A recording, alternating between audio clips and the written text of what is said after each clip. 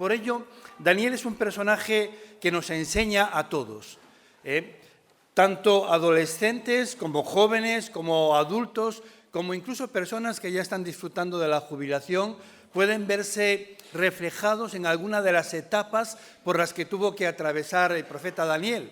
Y lo que me gustaría es que pudiéramos ver algunas de las pruebas que él tuvo que confrontar en su vida, que sin duda alguna van a ser muy parecidas en algunos términos, en algunos aspectos, a lo que nosotros tenemos que enfrentar en nuestras propias vidas.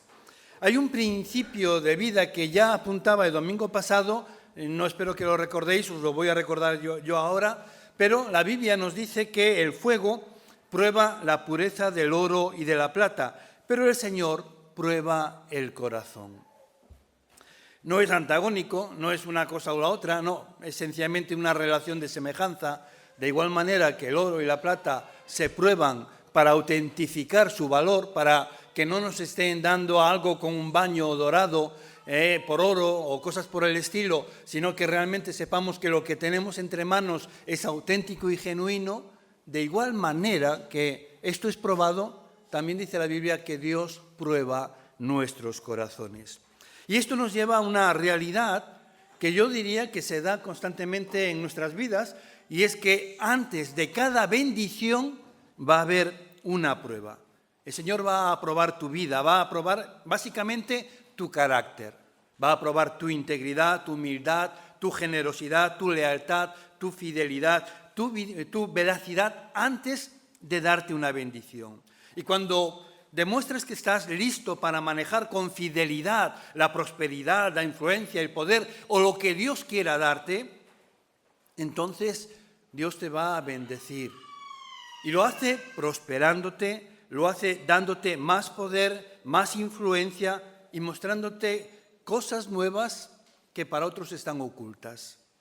Pablo es una persona que él mismo se describe cuando habla acerca de qué es lo que avala su ministerio apostólico, por qué él se presenta como apóstol, habla de las señas de apóstol en él y enumera un número importante de pruebas que tuvo que atravesar en su vida. Las veces que fue sometido a torturas, a latigazos, las veces que naufragó, que le apedrearon, todas las vicisitudes que tuvo que pasar en su vida y que a pesar de todo ello ha sido fiel al Señor y ahora está delante de los hermanos y lo presenta como una credencial. Es verdad que Pablo fue enormemente probado, pero también Dios le habló a Pablo de una forma muy particular. De hecho, Pablo escribió más de la mitad del Nuevo Testamento.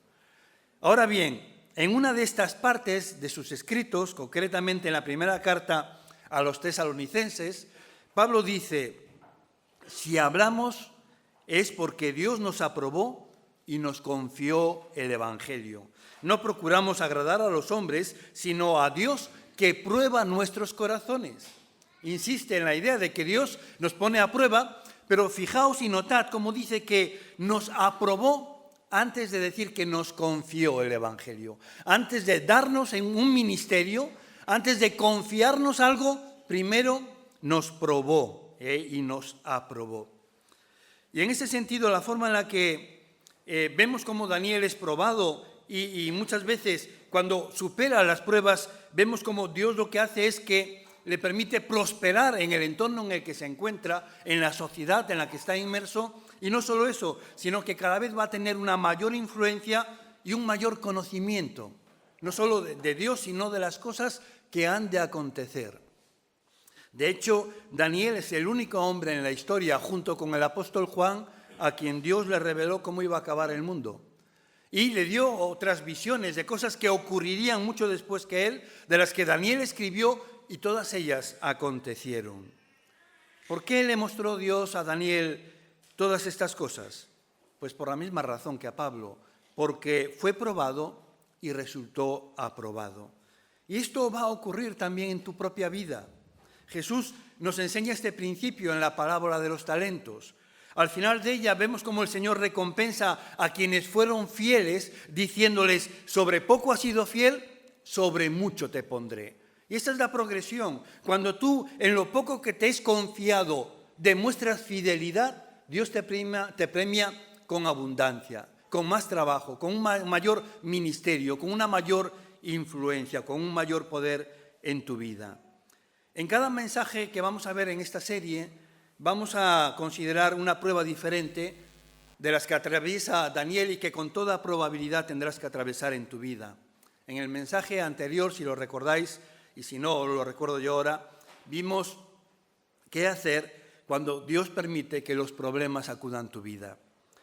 Y vimos cómo, en primer lugar, debemos de cambiar la forma en la que entendemos los problemas y entender que Dios puede permitir que algo sacuda a tu vida porque está examinándote, corrigiéndote, dirigiendo tus pasos, protegiéndote de algún peligro mayor, o porque está usando ese problema para que crezcas espiritualmente, para fortalecer tu carácter, para que aumente tu fe, tu amor, tu esperanza.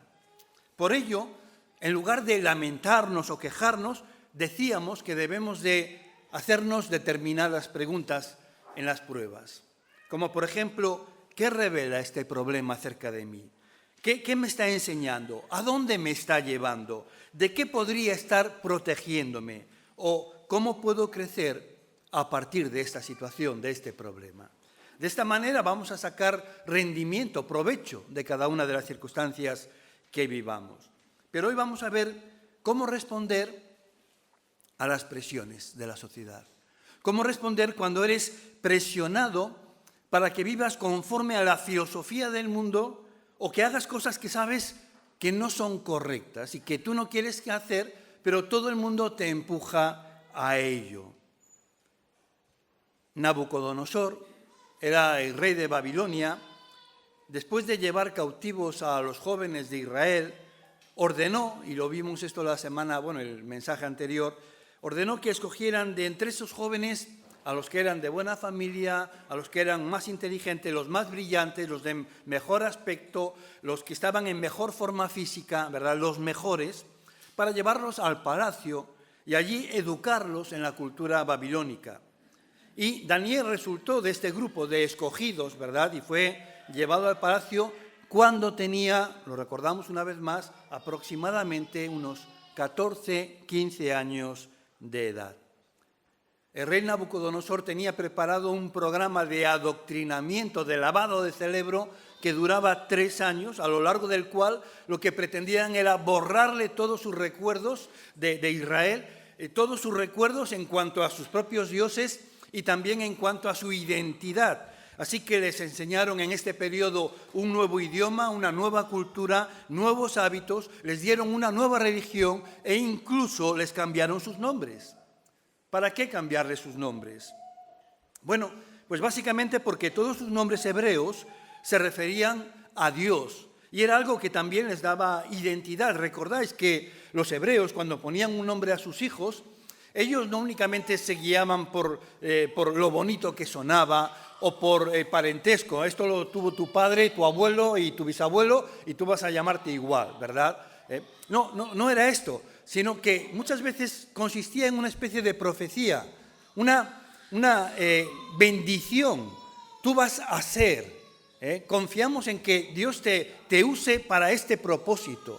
Reconocemos en las circunstancias que han rodeado tu alumbramiento este don de Dios. Y eso estaba en el nombre del muchacho y que, como ya sabéis, nuestros nombres nos condicionan de una forma muy importante. Ahora bien, este nombre no solo les daba identidad, les hablaba de un propósito, les hablaba de toda una expectativa de un pueblo, de una familia acerca de sus vidas, sino que eran una referencia directa a Dios.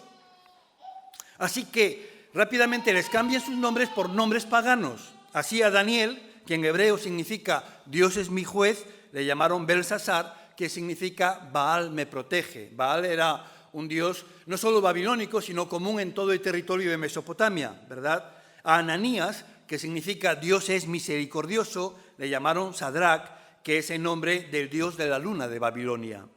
A Misael, que significa quién es como Dios o nadie se compara a Dios, lo llamaron Mesac, que era el dios de la fertilidad en Babilonia.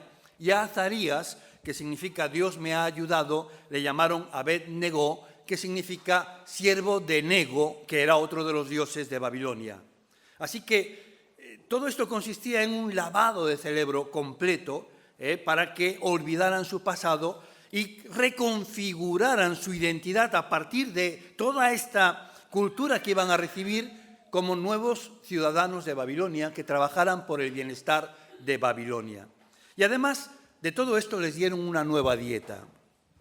Ya no iban a poder comer su propia comida, que sabéis que los judíos tienen un régimen determinado en cuanto a ciertos tipos de alimentos que no pueden comer. Hoy se conoce como comida kosher, os suena, ¿verdad? Entonces, kosher es la que responde al mandamiento, lo que es apropiado.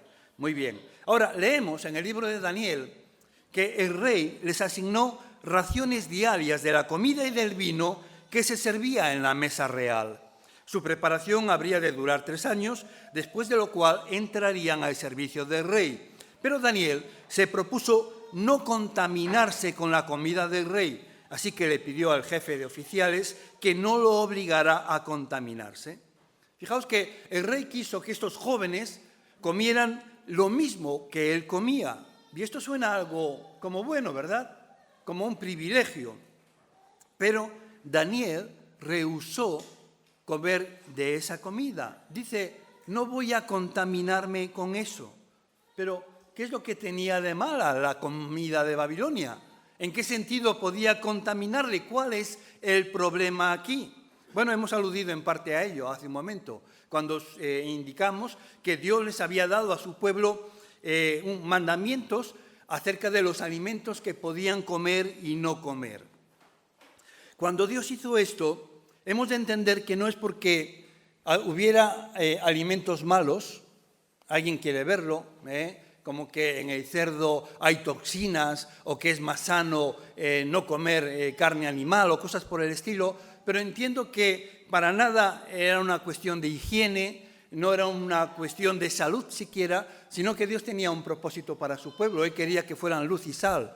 Quería que su pueblo, de alguna forma, mostrara la relación especial que Dios tenía con ellos y que de esta forma ellos pudieran atraer al mundo al conocimiento de Dios.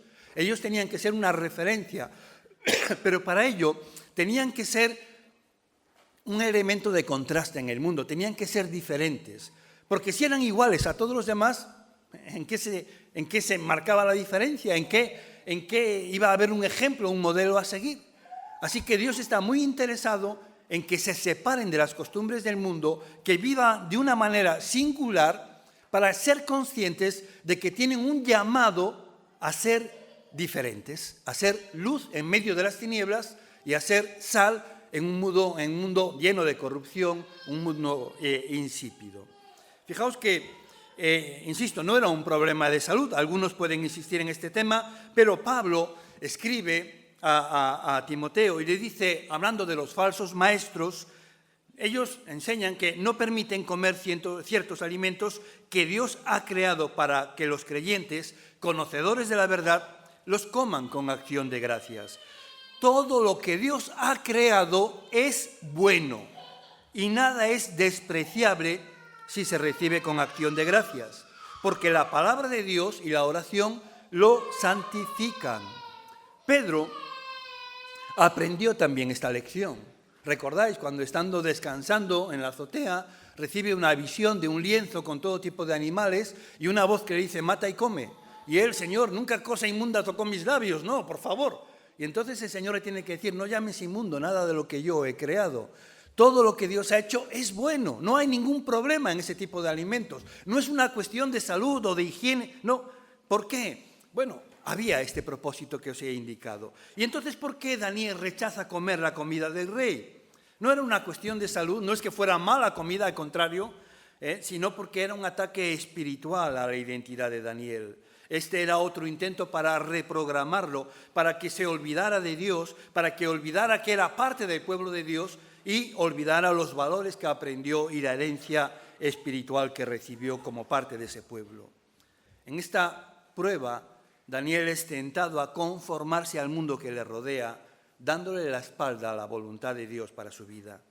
Y en esta primera prueba, Daniel muestra 4 cualidades de carácter que le van a permitir sobreponerse a esta situación Yo diría que es muy importante para nosotros porque si queremos que Dios bendiga nuestras vidas, necesitamos también tener estas 4 cualidades asentadas en nuestro carácter. La primera de ellas era integridad. Daniel nunca olvidó quién era. Él dijo, bueno, pueden cambiarme, pueden obligar a vivir en un lugar diferente, ya no estoy viviendo en Jerusalén, ya no vivo en Judá, me pueden cambiar la vestimenta, la ropa, vestiré como un babilónico, mi nombre incluso lo pueden cambiar, pero lo que no van a poder cambiar es mi corazón. Y Daniel se propuso no contaminarse. Él dijo, no voy a conformarme con los valores que hay en esta sociedad. Escribe Pablo a los romanos, no imitéis las conductas ni las costumbres de este mundo. Más bien, dejad que Dios os transforme en personas nuevas al cambiaros la manera de pensar. Entonces aprenderéis a conocer la voluntad de Dios para vosotros. Pablo aquí te presenta 2 opciones. Tienes 2 opciones en tu vida. Puedes conformarte al mundo y ser como todos los demás, te vistes igual, hueles igual, hablas igual, actúas igual, o puedes ser transformado por Dios y ser una nueva persona. Y si eres transformado por Dios, la palabra de Dios dice que entonces sabrás cuál es la voluntad de Dios. Una voluntad que es buena, que es agradable y además es lo perfecto. No hay nada mejor para ti. Hay personas que dicen, yo es que no sé qué es lo que Dios quiere que haga con mi vida. No sé para qué me tiene aquí. Pero no conocen la voluntad de Dios porque se han conformado al mundo. Están más interesados en ser como todos los demás que en ser aquello para lo que Dios les creó. Pero si dices, no me importa lo que los demás piensen, lo que digan los demás acerca de lo que tengo que hacer, yo quiero lo mejor de Dios para mi vida, entonces serás transformado. Entonces conocerás cuál es esa buena voluntad de Dios agradable y perfecta. Dice Jeremías, me buscaréis y me encontraréis cuando me busquéis de todo corazón. Si os dais cuenta, lo que Jeremías está diciendo aquí, lo que Dios dice a través del profeta, no es que cuando hagamos una oración, cuando busquemos a Dios sencillamente en cualquier momento le vamos a encontrar, que Él va a estar ahí para nosotros. No, no dice esto. Dice que de alguna forma es como que Dios está no escondido, pero sí que no somos capaces de verlo, que necesitamos encontrarlo y por ello hay una búsqueda. Y dice, me encontraréis, pero hay una condición, o sea, hay una circunstancia que tiene que darse para que me podáis encontrar. Porque mientras estéis despistados, mientras solo sea una ocurrencia, mientras solo sea algo pasajero y superficial, no va a darse este encuentro conmigo. Me buscaréis y me hallaréis, sí, pero me hallaréis cuando me busquéis con todo vuestro corazón. Cuando de verdad sea una necesidad para nosotros, cuando de verdad nos consagremos a esa búsqueda, cuando de verdad entreguemos nuestra vida a encontrar a Dios, entonces sí, Dios estará cerca de nosotros y se hará visible en nuestras vidas. Integridad, necesitamos en nuestras vidas integridad. Lo segundo que se muestra en la vida de Daniel es disciplina. Él controló su ego y su apetito. La Biblia dice que Daniel se propuso no comer la comida y el vino que venían de la mesa del rey. Y estoy seguro, porque los libros de historia sí lo recogen, que la comida que se servía en la mesa del rey, de cualquier rey, era comida gourmet. Era lo mejor de lo mejor. Los caprichos más absurdos que te puedas imaginar eran los que estaban en la mesa. Cualquier cosa que se te ocurra, delicatessen, allí está, para ti, ¿verdad? Y Daniel en esto demuestra una gran disciplina, a pesar de que podría ser una gran tentación también. Ahora, piensa en esto. Imagínate en el lugar de Daniel. Tienes 15 años, eres un adolescente, aún no has tenido tiempo para madurar, te han sacado a la fuerza de tu país, jamás volverás a ver a tus padres, estás en un país extranjero sin la supervisión de ningún adulto y el hombre más poderoso del país te ofrece toda clase de lujos, toda clase de manjares y te dice, tú vas a ser parte de mi equipo. Te voy a dar poder, vas a tener prestigio, vas a poder disfrutar de lo mejor, vas a tener los privilegios de vivir en el palacio, vas a recibir un trato preferente, la mejor educación, la comida más cara que existe. Dime si con 15 años y sin la supervisión de tus padres o ningún otro adulto, si tú podrías rechazar esto. Lamentablemente vemos constantemente cómo la televisión, las casas discográficas, el cine, ¿verdad?, encumbra a personajes que tienen algún talento o peor aún, que no tienen ningún talento más que el haberse acostado con algún famoso, y entonces empiezan a recibir cantidades ingentes de dinero, son tratados como dioses, los llevan en limusina, reciben toda clase de regalos, de lujos, son invitados a las fiestas, los tratan como personas VIP, lo cual significa personas muy importantes, very important persons, ¿verdad? Y entonces, después de todo esto, lo que encontramos es que muchos buenos chicos son echados a perder porque no son capaces de manejar todo éxito, tanto éxito tan pronto y de una forma tan repentina, y se convierten al final en juguetes rotos.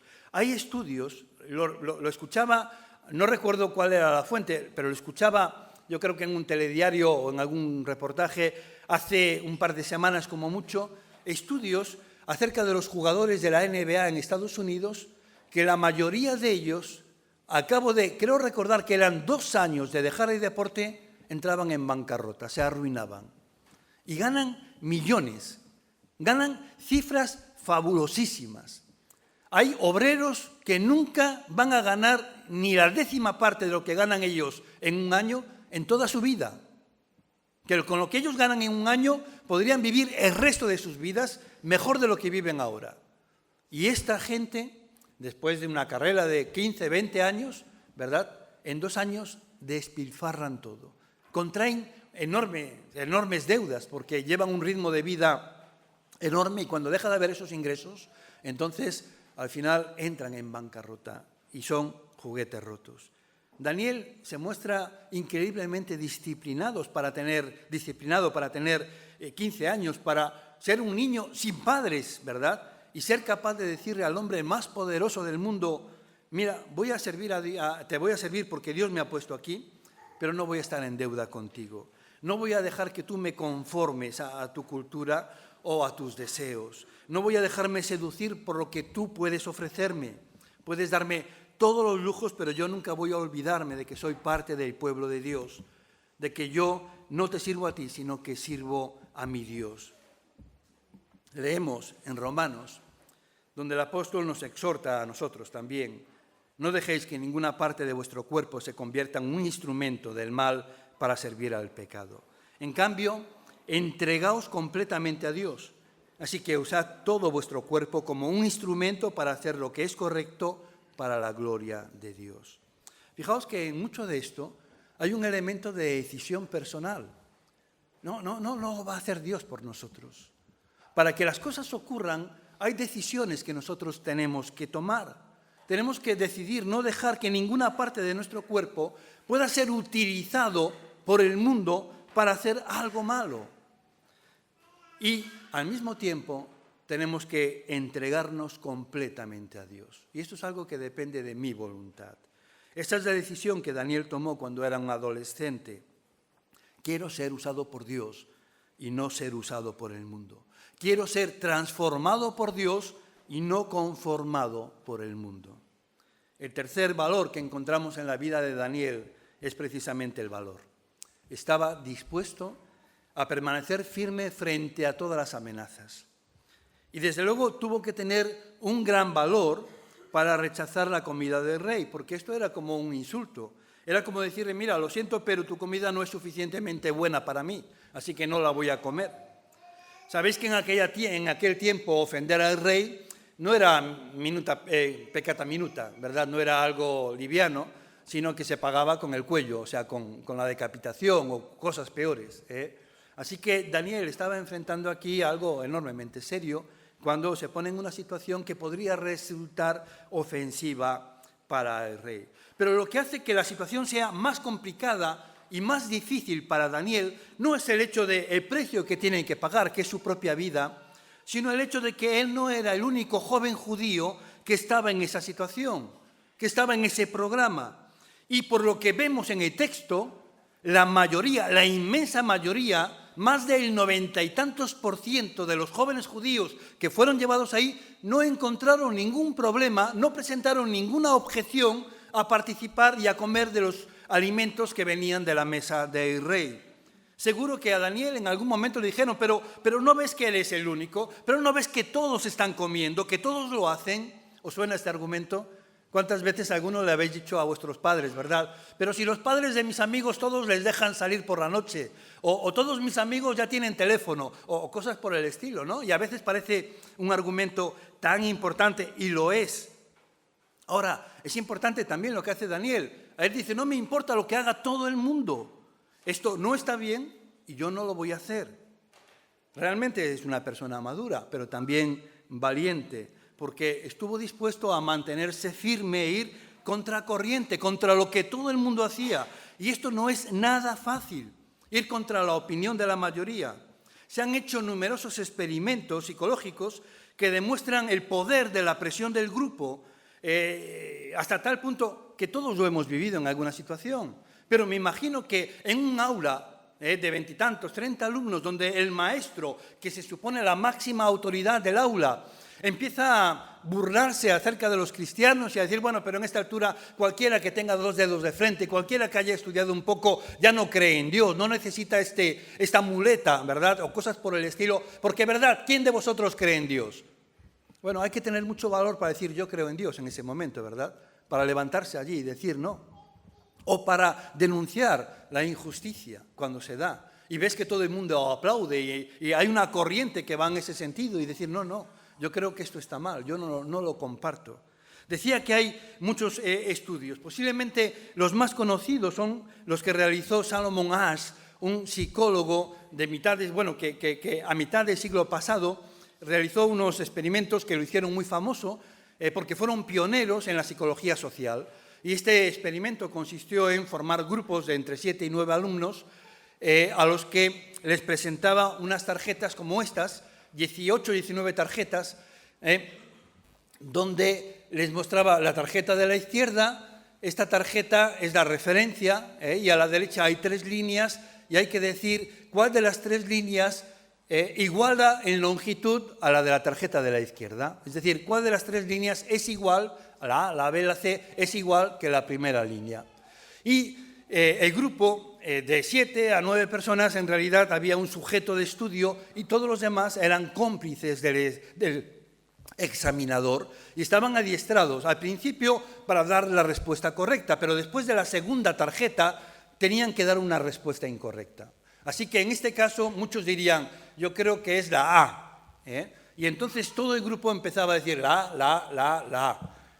El que era sujeto de estudio, el que no estaba compinchado, que no sabía nada del experimento, bueno, del experimento sí, pero no del propósito real, la primera vez decía, no, es la C, yo creo que es la C, pero se sentía enormemente incómodo de ser el único que tenía esta opinión.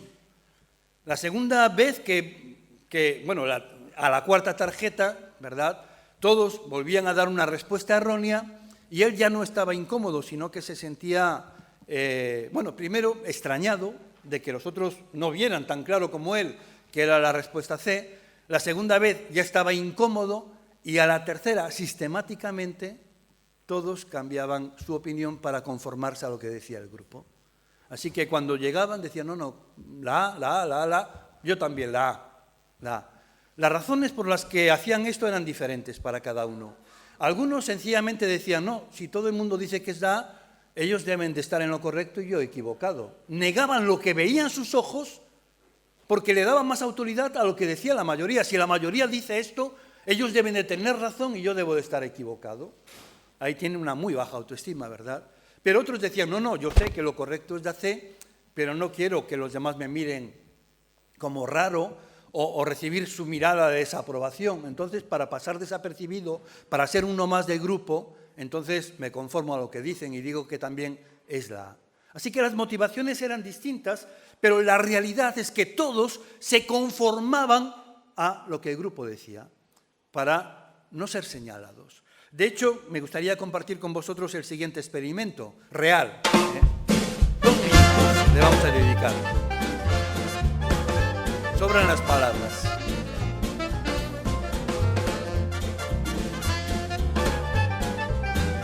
¿Se entiende, verdad?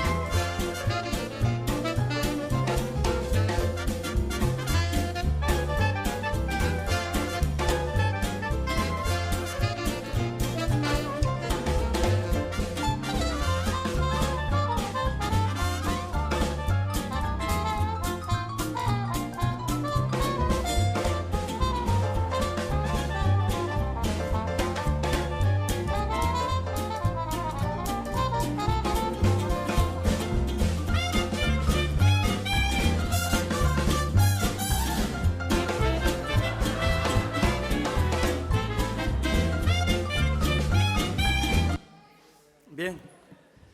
El vídeo duraba mucho más, eran muchos más los participantes, en todos los casos era lo mismo, al final ya también manipulaban haciendo cambios dentro del ascensor y lo llamativo es que nadie dijera esto es una broma, o sea, me están tomando el pelo, no, todos se conformaban a lo que hacía el resto. Pero ese es el poder que tiene la presión del grupo. Y esto no está preparado, es algo espontáneo, bueno, espontáneo no, preparado por un aula de psicología, ¿verdad?, de una facultad, pero donde sencillamente quisieron llevar a la práctica algunos de los experimentos de Asch. Ahora, fijaos, es verdad, le damos un enorme poder a la mayoría, pero la historia tiene incontables ejemplos de que demuestran que la mayoría muchas veces se equivoca. Y simplemente porque la mayoría decida que algo ya no es delito o apruebe una ley que permita hacer algo, no quiere decir que eso sea lo correcto. Porque lo correcto siempre será lo correcto, sin importar cuántas personas digan lo contrario. Aunque todo el mundo diga que ahora eso es correcto, eso no hace que eso sea correcto. Solo Dios decide la verdad, no nosotros. No se trata de aquello por lo que vota la mayoría. Así que Daniel dijo, no me importa si todos los demás jóvenes lo hacen, yo no voy a hacerlo. Y esta clase de valor es algo que Dios bendice. Leemos en el libro del Éxodo que este mandamiento, no sigas a la mayoría en su maldad. Cuando hayas de declarar en un caso legal, no te dejes llevar por la mayoría inclinándote por lo que no es justo. No dejes que otros decidan por ti. ¿Cuántas veces hemos sido tentados a hacer esto? ¿Cuántas veces te ha pasado que alguien te propone hacer algo que no quieres hacer, algo que sabes que está mal, pero igualmente lo haces, porque todos los demás lo hacen y te dejas arrastrar por la opinión de la mayoría? ¿Cuántas veces a alguien que no bebe le invitan a beber y como te presionan, te insisten, incluso a lo mejor te dicen, hombre, para ser un hombre, no sé qué, o cosas por el estilo? En mi época te decían frases así, demuestra que eres un hombre, hay cosas así, ¿verdad? Entonces, pues al final uno terminaba cediendo a sus principios, a sus valores, o te invitan a fumar marihuana o otras cosas menores, no tiene nada que ver con esto, o te invitan a criticar a otra persona, a un vecino, y empiezan a hablar mal de él, sin ningún tipo de fundamento, sin ningún tipo de prueba, todo un chismorreo, pero tú participas como mínimo como oyente. Daniel no lo hizo, él permaneció firme y fue prosperado porque Dios lo bendijo. Dice Pablo, manteneos alerta y firmes en la fe. Tened mucho valor y firmeza. Fijaos cómo reitera la necesidad de la firmeza. Manteneos firmes, tened firmeza. Necesitamos hombres y mujeres de valor en esta cultura en la que vivimos, en la que a lo bueno se le llama malo, a lo malo bueno, a la oscuridad luz y a la virtud defecto. La cuarta y última cualidad de Daniel que me gustaría compartir con vosotros en esta mañana es que tuvo tacto con la autoridad y con ello demostró humildad. Ya la Biblia dice que Dios resiste a los soberbios y da gracia a los humildes. Esta cualidad del carácter que los griegos veían como un defecto, sin embargo la Iglesia cristiana la mostró como un fruto del Espíritu, como una virtud que Dios quiere y se goza en bendecir. Daniel siente que no puede hacer lo que le están pidiendo que haga porque va en contra de sus principios, así que decide no contaminarse, no voy a comer esa comida, pero no obstante él no va a mostrar en ningún momento una actitud orgullosa, sino por el contrario, tiene mucho tacto demostrando con ello, como decía, humildad. La forma en la que Daniel solicita que le permitan abstenerse de comer esa comida demuestra el respeto que él expresa. Él sabía que Dios había permitido que ese rey pagano fuera su jefe. Algunos de vosotros también tenéis jefes que os van a pedir hacer cosas deshonestas, que sabéis que no está bien que las hagáis, y es bueno que aprendamos cómo dirigirnos a estas personas. En el caso de Daniel, Daniel, dice texto, pidió permiso al jefe del Estado Mayor para no comer esos alimentos inaceptables. Cuando le informan a Daniel de que el rey había dictado esta ley, esta orden, Daniel no hizo un letrero protestando diciendo no voy a comer comida basura o algo por el estilo, o stop alimentos babilónicos. No se puso a hacer una huelga de hambre, no empezó a rebelarse, él no protesta, no endurece su actitud, no se muestra como esto es basura, yo estoy por encima de esto, ¿qué me vais a dar a mí? No hay ningún tipo de altivez ni de orgullo, sino al contrario, él no exige sus derechos, sino que humildemente pidió permiso. ¿Puedo no comer estos alimentos? ¿Podemos arreglar esto? Dice el libro de Proverbios que los sabios son conocidos por su entendimiento y las palabras agradables son persuasivas. Si quieres ser persuasivo, si quieres convencer a los demás de tus argumentos, necesitas ser agradable. Eso es lo que dice la Biblia. Nunca vas a ser persuasivo siendo abrasivo. Ya dice el refrán que se cazan más moscas con miel que con vinagre. Y esta es una realidad de la vida. Ahora bien, sigue diciéndonos el texto. Dios había hecho que el jefe del Estado Mayor le tuviera respeto y afecto a Daniel. Y me llama la atención porque Daniel a estas alturas llevaba menos de un año en Babilonia, tenía 15 años, y yo no sé qué es lo que vio el jefe del Estado Mayor en Daniel. Pero sin duda alguna me imagino que debió de haber amabilidad, simpatía, bondad, ciertas cualidades que lo distinguieron del resto de los jóvenes. Y hizo que tuviera gracia ante él cuando le hace esta petición, que fuera atendida la petición. Y los cristianos deberíamos de tener la mejor reputación, deberíamos ser conocidos como los mejores ciudadanos, como los empleados más fiables, los más laboriosos, los más responsables, las personas de mayor confianza. Yo os digo una cosa, cuando yo era niño, o a lo mejor nos gustaba verlo así, pero yo creo que no, que la realidad es que los evangélicos gozábamos de esta reputación. Ser evangélico era sinónimo de no mentir, era sinónimo de ser responsable. Cuando alguien iba a hacer un trabajo doméstico, el consejo o la presentación era, te puedes fiar de ella porque es evangélica, no te va a robar ni te va a mentir, no te va a engañar. De alguna forma era un aval, era algo que iba delante de nosotros. Yo creo que esto lo hemos perdido ya, que tendremos que recuperarlo, que tenemos que volver a levantar el nombre de cristiano, de evangélico, para que realmente podamos ser lo que Dios quiere que seamos. Daniel, a pesar de estar cautivo, preso por aquellos que aniquilaron su país, mataron a sus padres y todas esas desgracias, a pesar de estar en este contexto, no se muestra amargado, resentido, lleno de odio hacia sus cautivadores, sino que de alguna forma tuvo que ser agradable, tuvo que ser amable para causar tan buen impacto en el jefe del Estado Mayor. Yo creo que él estaba actuando como entendía que Dios quería que actuara, no como las circunstancias le invitaban a actuar. Y por eso se ganó este reconocimiento. Pero a pesar del reconocimiento, el jefe del Estado Mayor le respondió, tengo miedo de mi señor el rey, quien ordenó que ustedes comieran estos alimentos y bebieran este vino.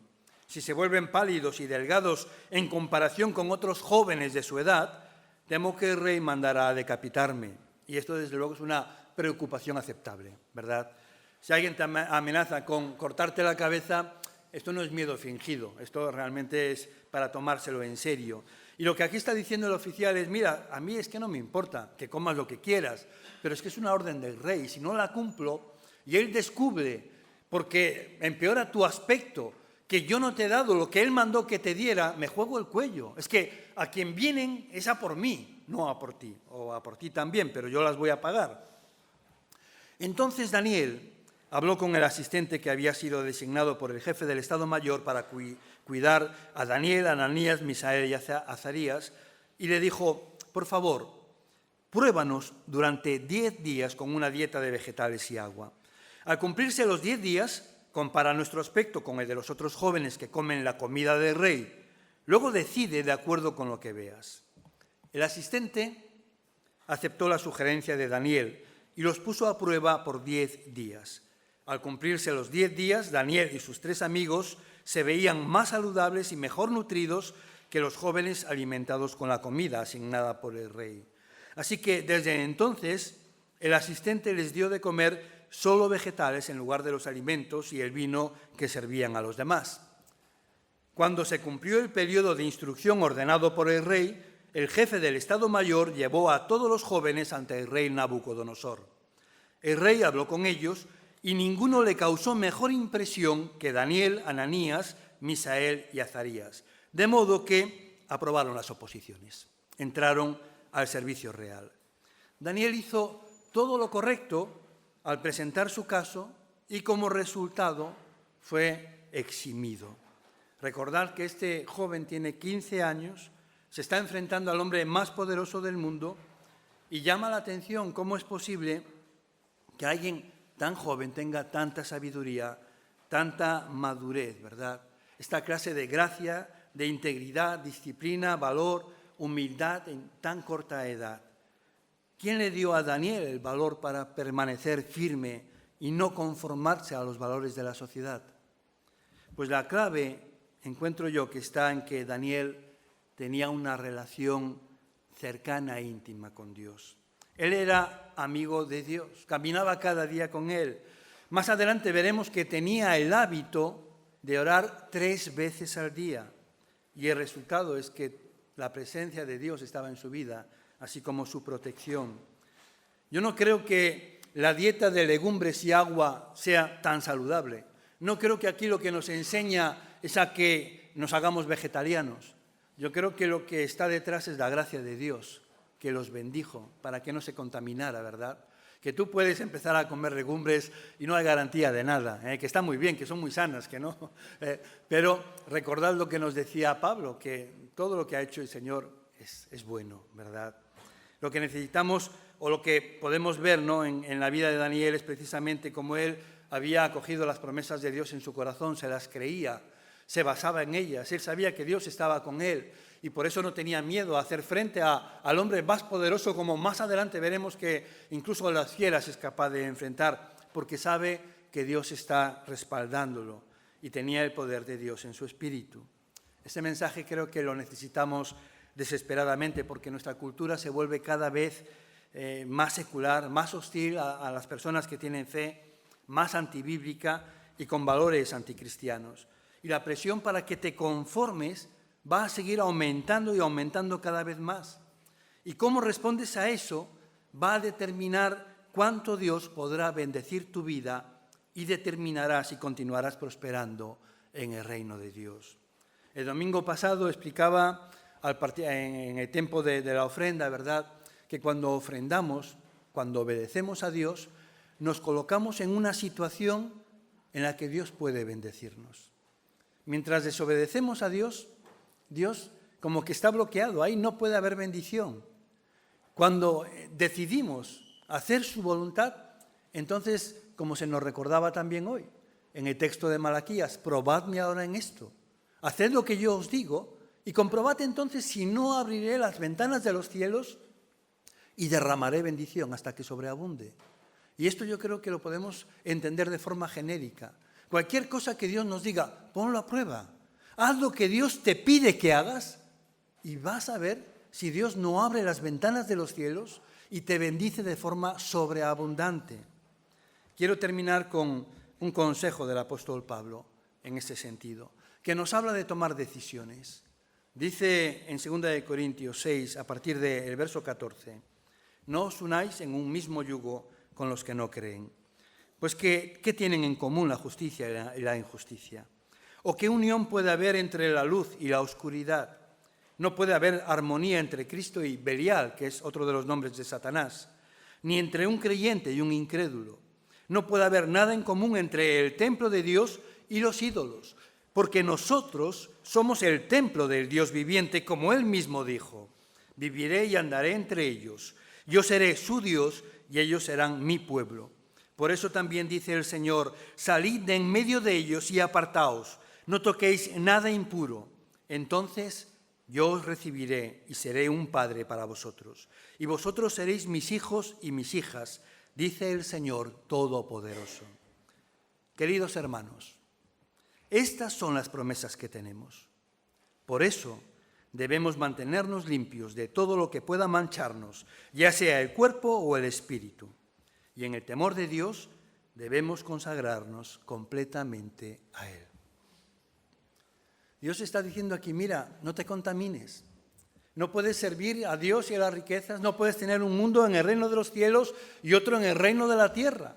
Estáis en el mundo, pero no sois del mundo, vuestra ciudadanía está en los cielos, por tanto poned vuestra mira en las cosas de arriba y no en las de la tierra. De esto nos habló Samuel la semana pasada, ¿verdad? Pero no solo es esto, no os contaminéis. Sed ese pueblo santo apartado para mí, y dice Dios, entonces yo seré vuestro Dios. Entonces yo cuidaré de vosotros. Entonces yo os bendeciré y vosotros me seréis por hijos e hijas. Esta es la promesa. Estas son las promesas que tenemos de Dios, de que Él nos va a tratar de esta forma, que va a ser Dios para nosotros con todo lo que ello implica, y lo dice el Todopoderoso, aquel para quien nada es imposible. Él es el que nos está diciendo, mis recursos están a tu disposición cuando tú te consagras a mí. Y entonces Pablo dice, hermanos, esto es lo que tenemos por parte de Dios, una promesa valiosísima, preciosísima, pero y ahora tenemos que tomar una decisión, mejor dicho, dos. Primero, mantenernos limpios de todo lo que pueda mancharnos, ya sea el cuerpo o el espíritu. No es que lo importante es lo espiritual y lo material no tiene importancia, no. Tenemos que mantenernos limpios. En lo que hacemos en nuestra vida cotidiana, en el trabajo, en cualquier lugar con nuestro cuerpo, como también lo que dejamos que entre en nuestra alma, en nuestro espíritu, ¿verdad? Pero también dice y añade, tenemos que en el temor de Dios consagrarnos completamente a Dios. Consagrarnos, dedicarnos, decir, ya no voy a vivir para mí, sino que quiero que mi vida la uses para ti, como tú quieras. Y ello implica que yo voy a obedecerte, que yo voy a buscar tu voluntad, como cualquier trabajador que cuando llega a su trabajo le pregunta al jefe, ¿qué hay que hacer hoy? Y espera recibir instrucciones. Y de igual manera tendríamos que cada mañana levantarnos y decirle, Dios, ¿qué es lo que toca hacer hoy? ¿Qué es lo que quieres que haga hoy? Y a partir de ahí someternos a Él, porque consagrarse quiere decir vivir para Él. Es esto, vivir para lo que Él quiera. Y cuando nos mantenemos limpios y nos consagramos a Dios, yo os digo que hay un tiempo de bendición que nos espera. Vamos a orar. Padre, queremos darte gracias, Señor, una vez más. Primero por la obra que has hecho en nuestras vidas y que nos permite estar aquí en tu casa, sabiéndonos aceptados, como se nos recordaba en el tiempo de alabanza.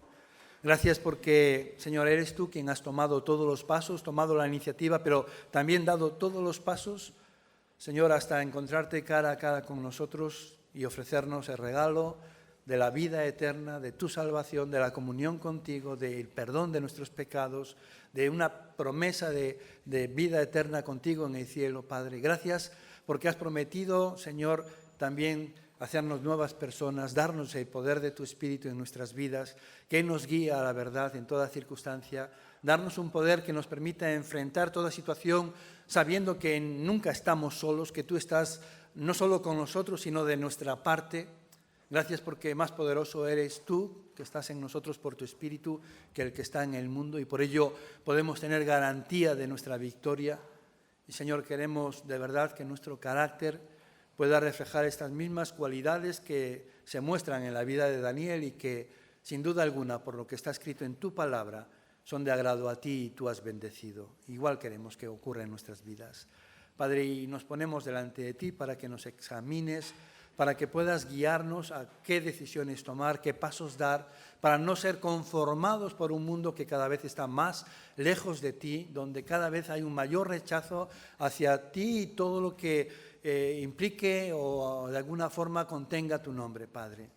Y pedimos el valor para permanecer firmes, para ser íntegros, para tener la humildad necesaria, para no creernos más que nadie y poder también ser amables y agradables, Señor, para que también nuestro mensaje pueda ser recibido de forma persuasiva, que podamos convencer a los hombres de que tú eres lo mejor que puede pasar en sus vidas. Y, Señor, ayúdanos a mantenernos limpios de todo lo que pueda mancharnos y a que de verdad podamos decidirnos que la vida que vale la pena vivirse es aquella que se vive para ti. y que queremos consagrarnos completamente a ti, no parcialmente, no un día a la semana, sino, Señor, cada uno de los minutos, de cada uno de los días, de cada una de las semanas, de todos los años de nuestra vida. Queremos vivirlos para ti. Ayúdanos a mantenernos firmes en este propósito.